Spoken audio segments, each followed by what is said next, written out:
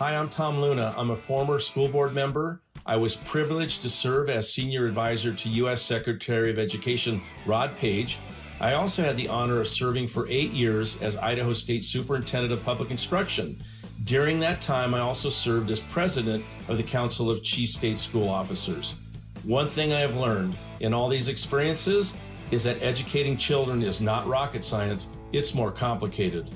On my podcast, Swimming Upstream, we will visit with courageous leaders who challenge the prevailing tide and inspire all of us to swim against the current. Let's jump in. Welcome, folks, to another episode of Swimming Upstream. I'm Tom Luna, your host, and again, we are here at the conference in San Diego, and we're visiting with many education leaders from across the country. And you like our digs here? I love your digs. Yes. Yeah. So very San Diego. Yeah, there you go. Very San Diego. We're in a vintage trailer, yes. For camping. Yeah. And this is where we set up shop to do our fourth season. Wow. Swimming Upstream. Yeah. Great. So Congratulations. You bet. And thank you for being a guest. Absolutely. We've had many state superintendents on, and we're so grateful to have you from the great state of Indiana. Thank you. Yeah. Thank you. So let's talk a little bit about you, Katie. You were appointed to be superintendent of public instruction. Indiana Secretary of Education. There you go, Indiana Secretary All of Education. All school types, Tom. There you go, yes. There you go. And that was in? That was in January of 2021 when our team started. Yeah, and being an appointed secretary was new in Indiana. That is true, yes. Brand new in Indiana. In the past, for over 100 years, Indiana always had an elected superintendent. And so now it is appointed by the governor, which is very helpful in terms of aligning priorities and noting that in most states, including in Indiana, education is half the budget. So making sure that the governor and the state leader are aligned has just been so helpful in driving change urgently in our state. Yeah. So in Idaho, we have an elected state superintendent, and I was fortunate to be elected and to have a governor that was, he and I were very much in line. Yes. But I've also seen in my state of Idaho where the state superintendent and the governor were not aligned in education, and not much happens. Not much happens. Yeah. I mean, alignment is key. That's where the synergy happens, and that's where you can drive real change. Yeah. And I'd say it's not only alignment with the executive branch, it's also alignment with the legislative branch, the House and the Senate, and most importantly, the people. Yeah. The community leaders in the schools and business and industry. So that's really where our momentum is coming from. Yeah. So let's talk real quick about what brought you to this position, your background, and Sure. Are you an Indiana gal, born and raised? Yeah, I actually was born and raised in Kentucky. Okay. Married a Hoosier almost 20 years ago. And my husband and I live in a small rural community in southern Indiana called Madison. Okay. We have twin 8th grade daughters. Oh, wow. So that's a lot. Yeah. And Good luck. and I've Good done luck with everything. that. Yeah, thank you. I need it. But I've done everything from teacher, school leader, district leader, state vice president of our statewide community college system, which is Ivy Tech. Yeah. The governor's policy director, and then now Secretary of Education. Yeah, that's wonderful. Yeah, thank you. You're doing some very bold things right now in education. Some things that have some states are working on. Some states have tried to do things like this in the past, and some with some level of success and stuff. But very, very important work. So let's talk about your Rethinking High School. Sure. And that's the broad term, and there's many things you're doing underneath that. But what's the story or the drive behind that?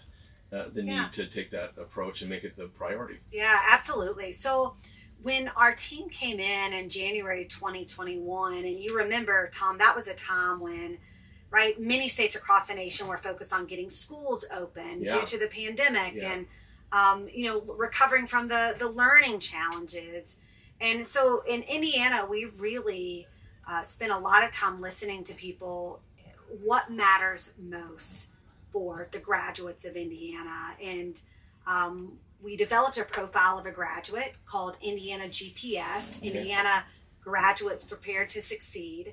And our profile of a graduate includes knowledge and skills. So it includes academic mastery, like reading and STEM. It includes career and post-secondary readiness, specifically credentials of value that are stackable, and experiences like work-based learning.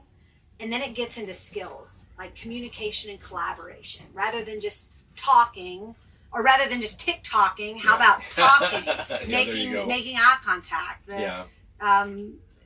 And then the fourth is work ethic.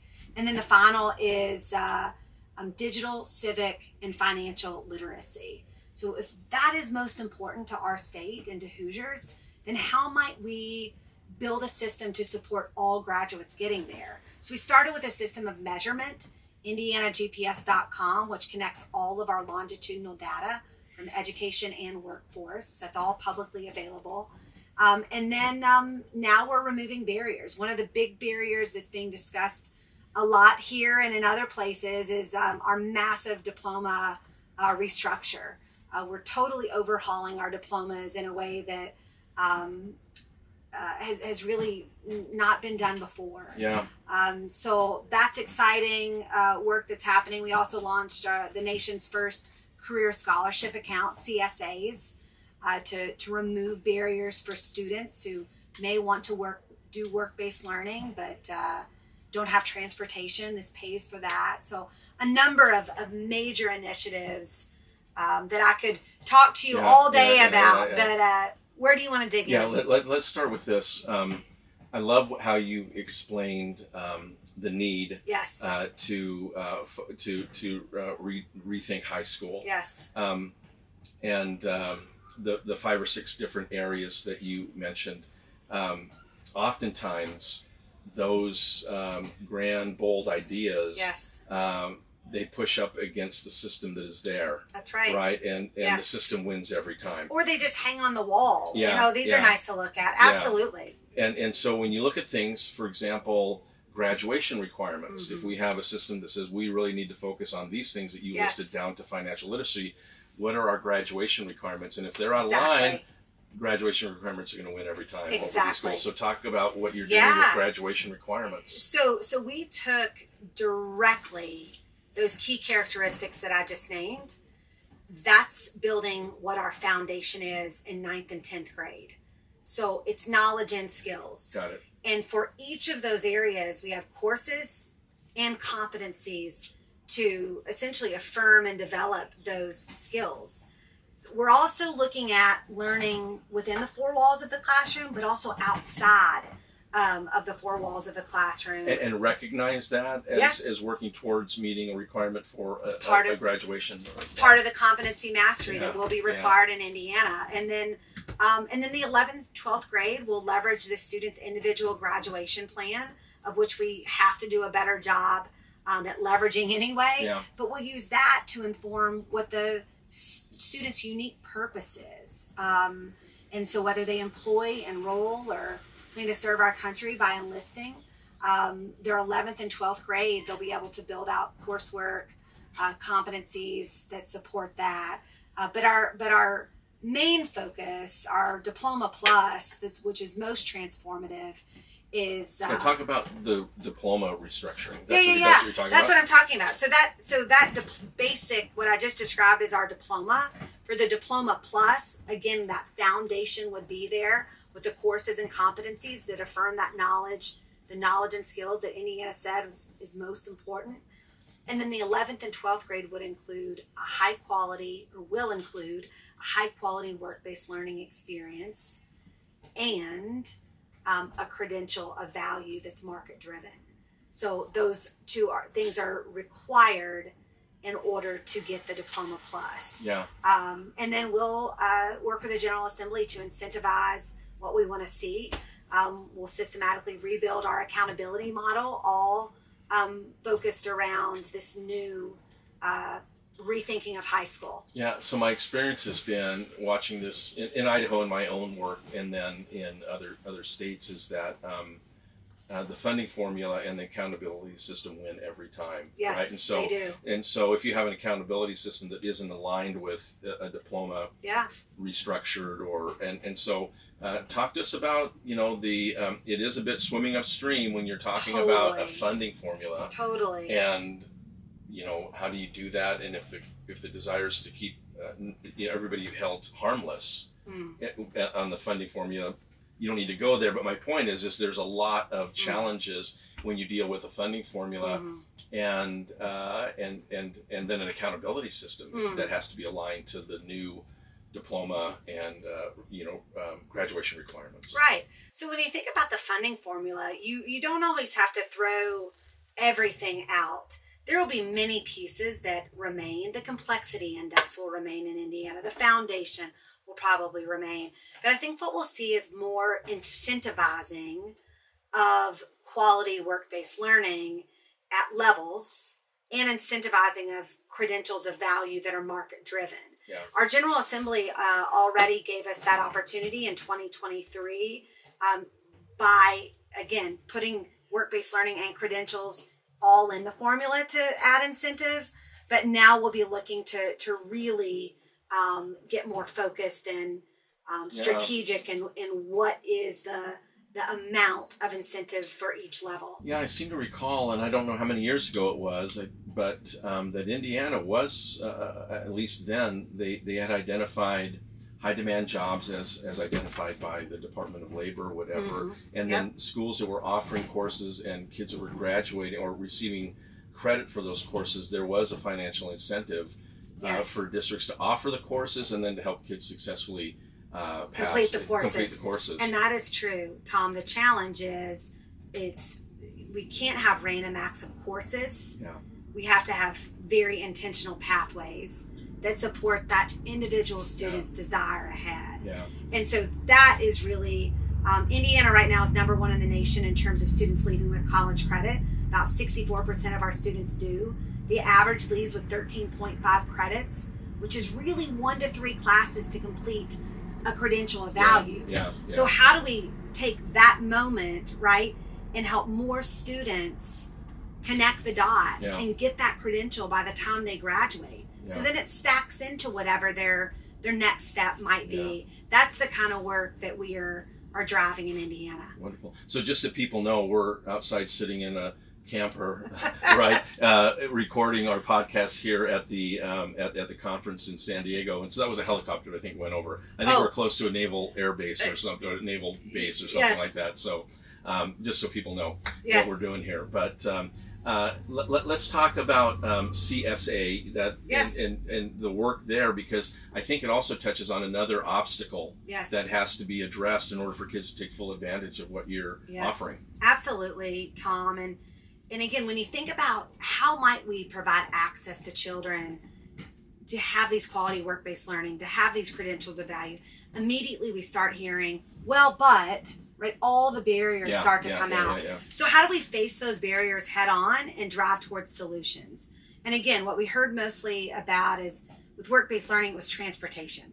With credentials of value, it was, well, I can take all of these college courses at my high school, but I'm missing like 2 or 3 that would need to be dual enrollment from higher ed. So the CSA is up to $5,000 per student, beginning sophomore, junior, and senior year. Every year they can get a separate $5,000. It's over and beyond our ADM amount. And then the student can use that funding. Now it's not a check straight to the student, but they can use that funding just like an ESA. Education. So they can use it like to take a dual credit course or an applied an AP course or whatever. Absolutely. Dual credit, dual enrollment, AP. We're just trying to blow open for credentials. We're just trying to blow open access for students. But the CSA is in its infancy. I mean, last year was the first time we did it. We had a very small number, because we launched it very quickly to get started, to try. And we're going to continue to improve on that. But we think it's important for student income to not get in the way of these opportunities. We have to make sure all kids can have access. and you're going to see that grow. We started a program in Idaho that's called Fast Forward, where I think in Idaho it's $4,600 per kid, and it's been going for almost 10 years. Oh, great. And it's grown, though. It started with a considerably smaller number. It was only seniors, then it went to juniors. Now it's all high school kids. Yes. But you're going to see kids graduating more and more with a year of college done. And when we talk about the expense of higher ed, you've just reduced the cost of a bachelor's degree by 25%. Right? Absolutely. And what we experienced is higher ed really leaning in when they see that there's a funding stream. Yes. Right, for it. So, Well, so you're talking about the talent pipeline development, which is key. Yeah. But it's also about, right, the people, the kids we're serving. Yeah. And what we're seeing in our country is our college going rate is going down. Our business and industry is saying that kids don't have the skills they need to be ready. So we have to do a better job making sure our students are in the best possible position to have, the most seamless pathway ahead and be set up for success. All right. I know you've got to run, but let's wrap up by just this one thing. Obviously, there's a lot of different players in this, and I don't mean that pejoratively, right? There's just a lot of different players. And you've got the business community, you do have a legislature, you have parents, you have teachers, administrators, you have higher ed that's going to be involved in this. So talk to us about how you navigate all of that, those different interest groups, and in order to build the support that's necessary, and then the long-term commitment of implementation, because it's not going to happen overnight, right? And so talk to us about that. So the people side is honestly my favorite part. It's doing a lot of listening to best set this up for success in Indiana, and also building a system that is nimble and can adjust as we need to, builds a level of trust with regardless of the stakeholder group that you name. I think the other group I'll call out specifically is, I don't know that I've ever spent more time with business and industry and just listening to them and understanding what are the needs of the future, so that we best set up our students for the careers ahead and success ahead. And then in terms of sustainability, a lot of ours has been put into statute, so it is there. It's not going anywhere. And that includes diplomas, that includes the career scholarship accounts, that includes the accountability model, that includes the funding model. All will be in Indiana code, which automatically drives sustainability. But I think the bigger comes down to implementation. And implementation, what drives that is our local leaders. So even at this convening here, we have local leaders from all over Indiana that are just, quite frankly, on fire for being more student-centered and future-focused. They're the ones that I keep in mind as we try to just blow the barriers away so that they can drive good change locally. And focus on the kids, right? Focus on the students. On the kids, absolutely. I love it. Well, folks, we've been visiting with Secretary of Education Katie Jenner from the great state of Indiana, and she's been our guest on Swimming Upstream. And just appreciate the great work you're doing in Indiana. And this is something we want to learn more about. Real quick, share with us, the website if people want to learn more. Other educators around the country. So IndianaGPS.com is what our measurement tool is. You can see every school, all school types in the state of Indiana on that. It connects all of our longitudinal data. We're continuing to update that. That will only become more robust over time.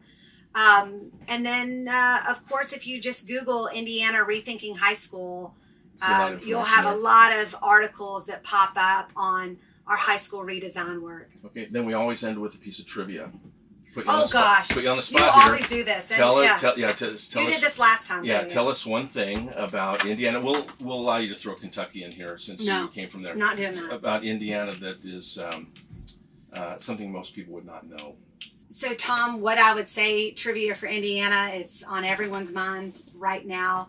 Caitlin Clark, the standout basketball player, is coming to Indiana Fever our women's professional Wow. league. That is all the It's talk almost in Indiana right now. It should be Indiana. That's the home of basketball, Home right? of Everybody knows basketball. that. That should Yes. be where she goes. So she is coming to Indiana. That's exciting. That is exciting. Yeah, Yes. she is taking that game to a whole new level. Yes, women's she sports has. and women's basketball. And the Indiana Fever is the team, and their ticket sales are just I'll bet. skyrocketing. I watched more women's NCAA basketball this year than ever. I did as well. Because watching I her did play as well, was incredible. Tom. It hooked me. Yeah, I'll there you be go. watching more in the Yeah, future. I think so. Yeah. Hey, thanks for being on the show. Thank you, Tom. I know you got to run, and thanks Yes. for being on Swimming Upstream. Thank you. All right. Great to see you. All right. Thank you for listening. And remember, our children may only be 22% of our population, but they represent 100% of our future. If you found this conversation valuable, subscribe to our YouTube channel and find us on your favorite podcast platform. Swimming Upstream is part of the Strategos Podcast Network. To view the entire lineup of our shows, visit our website, strategosgroup.com.